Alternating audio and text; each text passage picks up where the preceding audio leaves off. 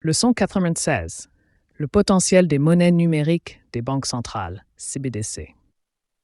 Les monnaies numériques des banques centrales, CBDC, représentent une évolution majeure dans le domaine financier.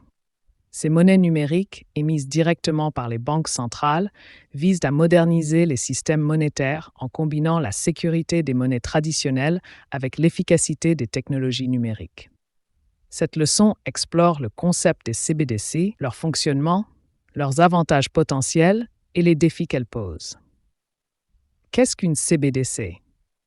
Une CBDC est une forme numérique de monnaie émise et régulée par une banque centrale. Contrairement aux crypto-monnaies comme le Bitcoin, les CBDC sont centralisées et soutenues par un gouvernement ou une autorité monétaire. Elles sont conçues pour fonctionner comme les monnaies physiques, comme le dollar, l'euro ou le franc CFA, mais sous une forme entièrement numérique.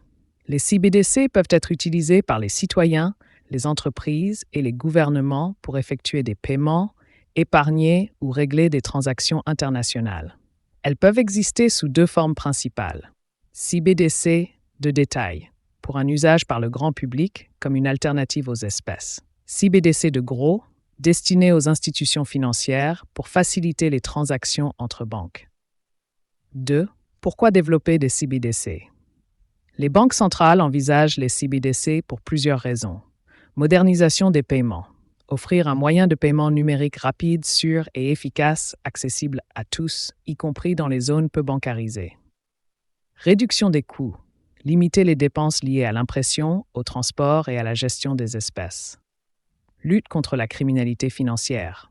Faciliter la traçabilité des transactions pour réduire la fraude, le blanchiment d'argent et le financement du terrorisme. Réponse aux crypto-monnaies. Maintenir le contrôle monétaire face à l'émergence des crypto-monnaies et des stablecoins qui échappent à la régulation traditionnelle. Inclusion financière. Offrir des services financiers numériques à des populations non bancarisées. 3. Fonctionnement des CBDC. Les CBDC reposent sur des infrastructures numériques, souvent inspirées de la technologie blockchain ou de registres distribués, DLT. Voici comment elles fonctionnent. Les utilisateurs peuvent accéder aux CBDC via des portefeuilles numériques fournis par des banques centrales ou des intermédiaires agréés. Les transactions sont enregistrées sur un registre numérique sécurisé, permettant une traçabilité complète. Les CBDC peuvent être programmés pour inclure des fonctionnalités spécifiques, comme des paiements automatiques ou des limites d'utilisation. 4. Avantages des CBDC. Les CBDC présentent plusieurs avantages potentiels pour les gouvernements, les entreprises et les citoyens. A. Paiement plus rapide et moins coûteux. Les CBDC permettent des transactions instantanées, même à l'international, réduisant les délais et les coûts associés au système traditionnel. B. Renforcement de l'inclusion financière.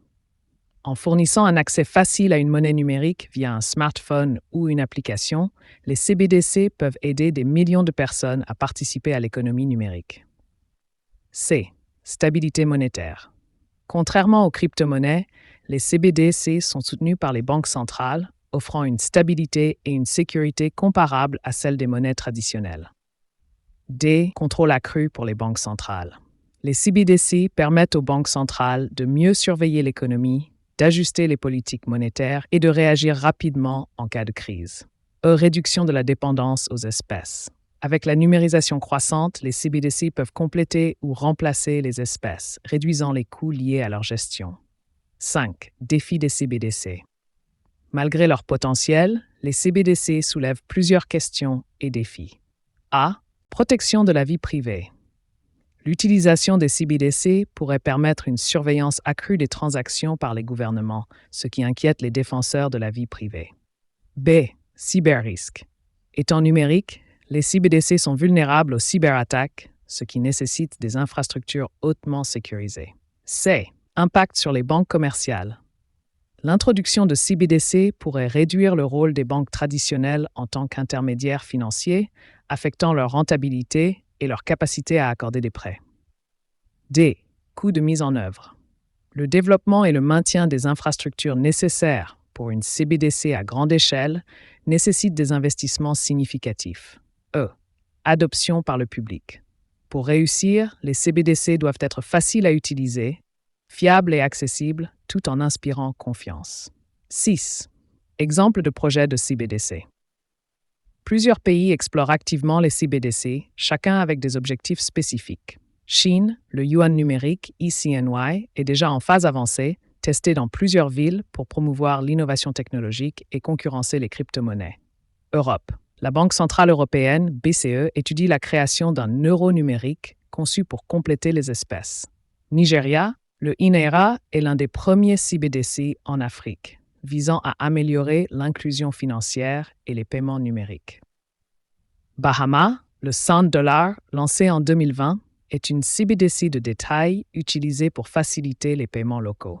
Les monnaies numériques des banques centrales, CBDC, pourraient transformer le système monétaire mondial en offrant une alternative numérique aux espèces et en modernisant les paiements. Bien qu'elles présentent des avantages importants, leur succès dépendra de leur capacité à relever les défis liés à la vie privée, à la sécurité et à l'adoption. À mesure que de plus en plus de pays explorent cette innovation, les CBDC pourraient devenir un pilier central de l'économie numérique de demain.